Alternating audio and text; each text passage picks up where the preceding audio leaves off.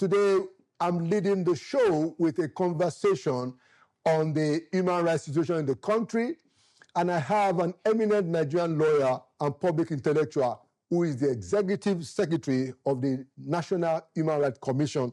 I'd like to welcome to Inside Sources, Chief Tony Ojukwu, SAN. My brother. Thank you. Good to see you here. Good to be with you once more. Yeah, wonderful. I want us to start from the, you are the chair of the the executive secretary. You hold the reins there. Are you concerned about some of the fears? Are you concerned about some of the fears that have been expressed about that the country's civic space is shrinking? You have quite a bit of the activists who are being investigated, prosecuted using the Cybercrime Act. You have instances where people are being arrested because they abused the governor, or somebody spoke a language that a child of an eminent person is not comfortable with. Are you, from where you sit, Chief Ojukwu, how do you observe these things? Yeah, I mean, that argument is an unending one about are we getting better in terms of human rights, or are things getting worse? Yeah. And yes, from a pedestal point of view, at times it is easy to confuse things.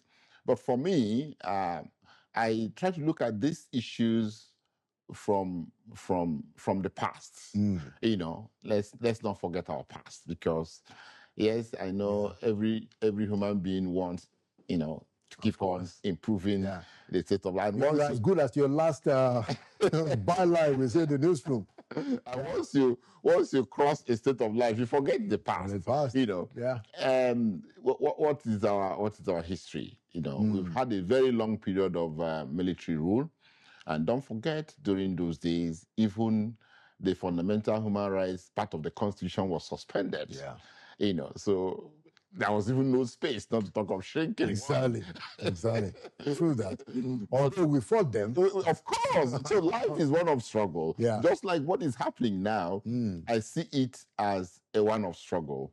There is always that struggle between law enforcement agents and the citizens out there. It has been like that since time of history.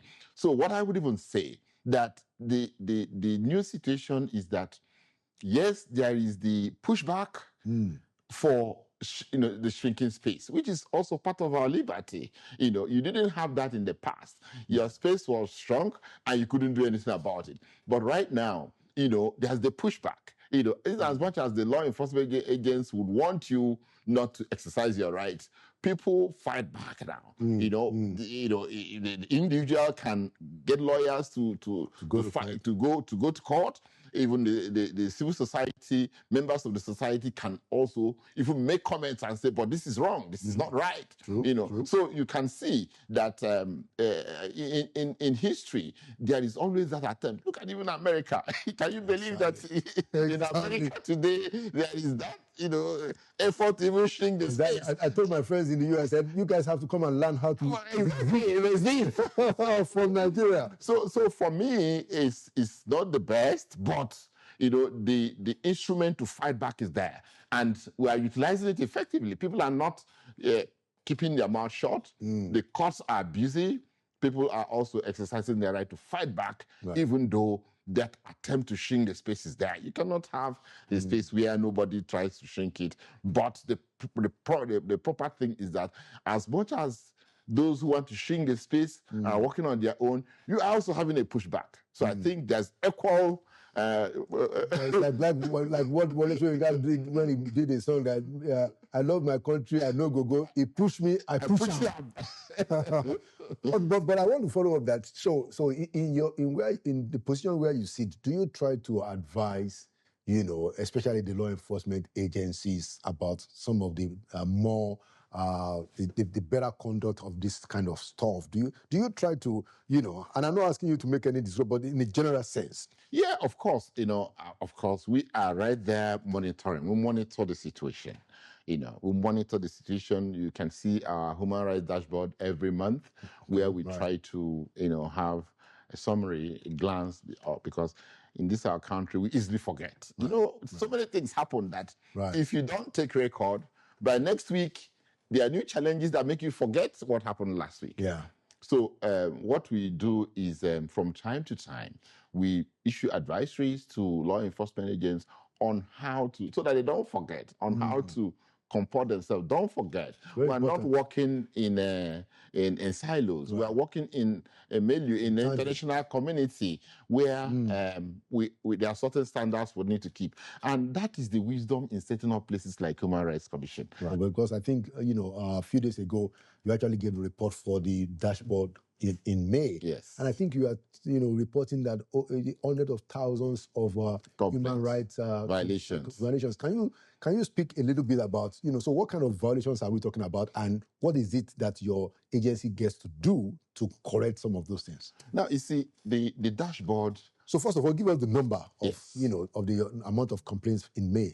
Like we had about 260,000 complaints. Human rights violations across board, and what we do is we establish Human Rights Commission has office in all the 36 states, and also in Abuja. So we have an observatory whose duty is to, harness the violations happening in its environment, and we collate this, and then that's how we come with the dashboard every month. Now, the dashboard, at times, some violations, for instance, what happened in Mokwa, you can see the number of people that died. Right. Every person who died, his right to life has been violated. And at times people wonder, how that is how this thing happens. Now, when I see the dashboard each month, I just stop for 1 minute and think, does it mean that the situation is getting worse, or what is this saying? Or people are becoming more aware of it. Exactly. Don't forget, these things have been happening in the past, but nobody puts the figures together. Yeah. That is the point. Exactly. Which is the reason why we shouldn't necessarily panic about exactly. But we should do something. Yeah. So it's a clarion call to those who have to play one role or the other. That look, don't go to sleep. Yeah. There's work to do. There's work to do. There's work to do. And I'm happy that you pointed to the fact that even the victims of the flood in a place like Mokwa, they have lost their right to life. Yeah. What about the people in Benue and Plateau? Of course, the governor has come out to say, and I've been trying to call attention of the government that, look, you have a governor coming out to say that this is genocide. If we don't deal with it within our system, within our country, the ICC is open.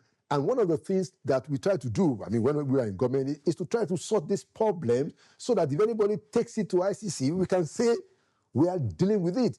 What are we doing, Executive Secretary, about the killings in Benue, the killings in Plateau?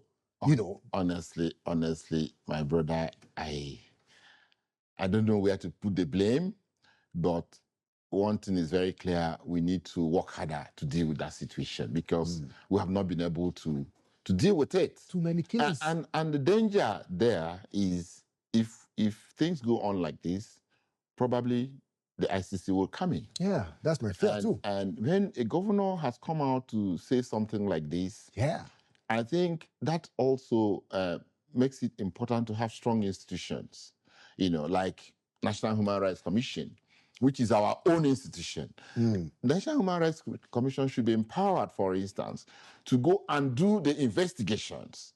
So when we do the investigations ourselves, we shut out ICC. But what kind of funds does the Human Rights Commission have to dabble into that situation now? We don't have the money. But can you also recommend to government that, look, this kind of situation, if we don't deal with it, look at what might happen with ICC. Do you also have that kind of a mandate? Yeah, of course, we can recommend to government, to deal with the situation. But if the government also asks us to go and do this, government also can ask us. Human rights. You remember during Jonathan's time, during Bama, I think it was Bama incident or something like that. President Jonathan said they want Human Rights Commission to go and investigate. In that case, the money comes out. Yeah. Because the presidential directive. There's a funding that. However, if the Human Rights Commission decides to investigate that, is either it has the budget or it will go looking for. I mean, talking about investigations, I know that, under your leadership, there have been quite a few of those, we know that about the Reuters investigations, when they said that there's a number of abortions taking place, around the insurgency in that place. And also, I know that when we were also in the villa, in the presidency, you played an active role in some of the investigations yes. and SARS. Yeah. Do you want to talk to us about, some of the things that you were able to achieve, such as compensation and stuff like that, in some of these investigations? Exactly. You remember very well about the NSAS protest and the investigation by the National Human Rights Commission, which stemmed the tempo of things. And also, at the end of those investigations, the SARS investigations, what was achieved was that at least SARS was disbanded. Yeah. And then some officers who played certain roles were recommended for, categories of punishment, which we have passed on to Police Service Commission and the IGP for them to take action. And we also recommended that some people should be prosecuted and so on. And so we don't prosecute, but the law says we recommend to the Attorney General to deal with that. And then there were some that were supposed to be compensated for the violations. The National Human Rights Commission was able to source about almost 500 million. And for the first time in this country, compensation was paid to people whose rights were violated at that scale. Then there was also the case of Reuters allegation against the Nigerian military for about 10,000 abortions, abuse of women, gender-based violence, and so on and so forth. And we initially, the military did not want to investigate. They dismissed it. They said, nonsense, we're not going to do anything. But I had discussions with them, and we said the Human Rights Commission will investigate this because I knew there was danger lurking in the corners of the country. If it wasn't done. If it wasn't done, I knew that was a trap to deal with Nigeria. And I said this wasn't going to happen under my watch. So we decided to investigate that, because if we didn't investigate the Reuters allegation, ICC would have come in. You remember? The allegations about insurgency that Reuters, the ICC have been investigating, has lasted more than 12 to 13 years. Oh, wow. And Nigeria has not finished with it. So I saw that coming. Another vista, and that would have been good for this country. So we decided to boldly, and that was one of the boldest investigations we have ever carried out. What's the outcome of your investigation? The outcome is that there was nothing like that by the Nigerian military. The Nigerian military is a very professional force. I'm sure they will be happy with you now that you did it, because they had enough time. I hope they did. I hope they are. Because why would Nigerian military leave their military operations and go and be committing abortion? That doesn't sound, And then there was the issue of sexual and gender-based violence against women. We also showed that, in fact, they were rather helping women, and each time there were, people were kind of recovered, they tried to make sure that women were put aside in a secure place and given medical attention and so on, and even the children, So no such thing happened. And do you know what? Since we released our report, Reuters has not uttered a word. Oh, wow. So in the first place, we invited them several times. They refused to come. And we say, in our law, if you make an allegation, you must be able to come to prove it. They refused to come. But anyway, we have given them the chance to come. They didn't come. Whatever it is, even if Reuters don't agree, they had an obligation to also publish our report on their report. Yes, and say that this is what we said. That's a challenge for them. Even if they don't agree. So it's poor editorial judgment on the part of Reuters, and it's important to call them out because being an international agency, at times you have this tendency to want to talk down, on us as a people. So it's poor reflection on Reuters that you have not reported the report of the investigations. And we used the report as well to correct a few things. For instance, there's need for constant training of the military. There's need for each time there are operations, if there are collateral damage, there must be effort made to deal with that. Yeah. If some communities have been affected adversely in one way or the other, they should also be rebuilt. There's one particular community called Abisare where we noticed that, you know, the way the operations were conducted were not really very commendable. We also called them out. That this is our country. This is our brothers and sisters. We called them out that they should go there and remedy the situation. And it wasn't part of Rita's allegations. But that's what you found out. But that's what we found out on ground. So we came out to say so. Fantastic. So was there any redress? Well, I think the military studied it, and I believe that they will study that. Okay, because of our time, you know, final question. The president, you know, did something good over a few days ago in his June 12th Democracy Day speech when he recognized, you know, a number of Nigerians who struggled and played significant roles. You know, do you think that this was comprehensive, you know, in your own view? Well, you know, this country is big. It's so big. But I must really congratulate the president for this initiative. It has really shown that he is really a product of democratic struggles. It takes somebody like him to be able to do what this. Happened. Yeah. And I must single out the Although case we have to give President Buhari credit also for at least saying that, look, MK Abiola should get the DCF. Exactly. Before we now find out that he did. But my problem with Buhari's recognition is, you know, he recognized that, yes, there was a free and fair election. Yeah. That MKO and Kingibe won the election. Yes. Then he pretended as if the election was conducted by spirits. The elections were conducted by human beings. Yes. In fact, Professor Nwosu, it is on record. In the first place, that the Nigerian Security and Defense Council had called off that election. Yeah, true, I remember. It was Humphrey Nwosu and Buhari Bello, who was the director legal then, that went to the council and convinced Babangida and his team to go on with the election. That's true. If there was no election, there would have been no Abiola winning, there would have been no free and fair election. So this is very important point. The president has now, President Tinubu has now remedied that by recognizing the effort paid. And do you think there are any other people that you know, your own view?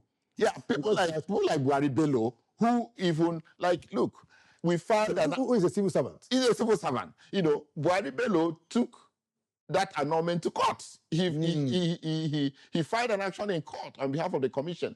That was a very brave thing to do. The affidavit by the commission was drafted, but was sworn to by me. Oh, wow. Okay, you were in... I was in the National Commission then. You are in the legal department. Legal department. So these are some bold roles which we shouldn't take for granted. Well, you know, it's good that, you know, you speak out so that people will know exactly what happened. I think in Babangida's book, I think he had referred to that to that court case. I don't remember whether he mentioned the name. Yeah. You know, but it's important that Nigerians tell the story. Exactly. So tell us what happened. How did they happen? As final question as we wrap up. Tell us that story. In fact, what happened was on Thursday, and this will be June 10. Yeah, June 10.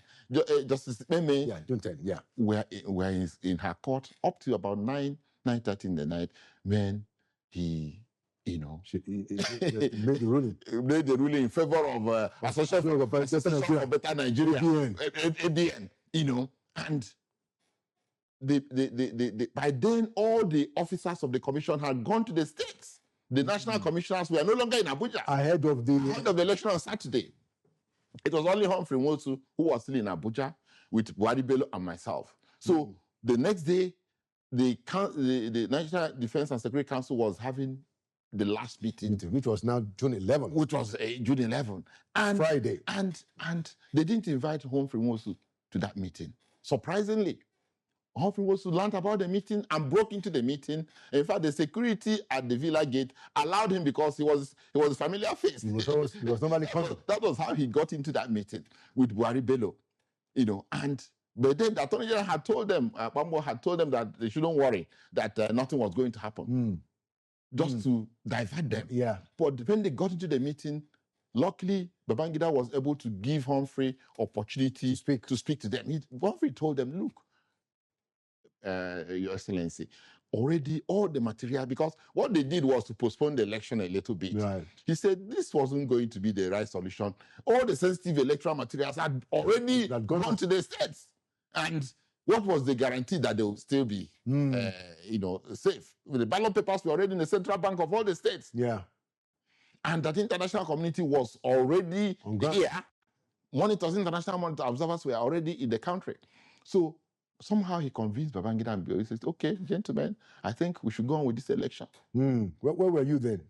I was in the office waiting for them to come back. Okay. So when they came back and said, look, the president has agreed that for us to go, we are just jubilated. So the election went on seamlessly. Of course. Now, so when did you now go to court? Immediately after. Okay. Immediately after, we had to go to vacate the orders of While we're in court, then was that on Monday? Or that was about a week later. Okay. While we're in court, then they now brought the decree, which now annulled the election. So we went back to court to challenge the annulment. These are monumental efforts by public servants. For goodness sake, people paint civil servants black in this country, and I don't think it is fair. This was a very gallant effort in a military regime by civil servants to defend democracy. Yeah. Such kind of gallant effort should not be wished away. I agree with you. And where is that Buhari Benue today? Buhari is in Abuja here. Okay. He was the chairman of Federal Road Safety Commission, but since the commission was dissolved, he's now in his private practice. Okay, interesting. Thank you for telling us that story. And, it's good that you put it out there. And thank you for the work that you do in National Human Rights Commission. We hope you will have the strength and the courage and the support, to do what it is that a commission is supposed to do, which you have been doing, but to keep on doing it. As the agent of human rights inside government. And I note, some of the very great achievements, payment of 500 million naira, isn't a very small thing. And I think it's the first time that happened in the country. Exactly. So thank you so much for your contribution to national development. Thank you. Chief Ojukwu, Senior Advocate of Nigeria. And thank you for coming to Inside Sources. Thank you for the opportunity. All right.